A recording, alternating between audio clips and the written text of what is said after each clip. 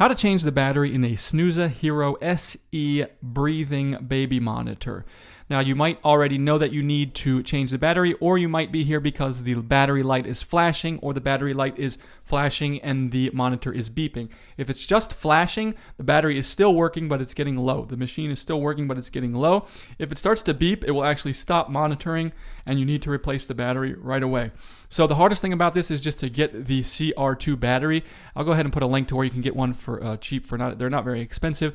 You can just order them online. But anyways, once you get your CR2 battery, what we're going to do is we're going to come in here, and the battery is on the back in here. So we just need to release this clip here. We're going to come in with our fingernail and kind of pull this clip back this way. Pull this clip back this way, and at the same time, we can kind of pull it using this little thing here. We can kind of pull the battery case open.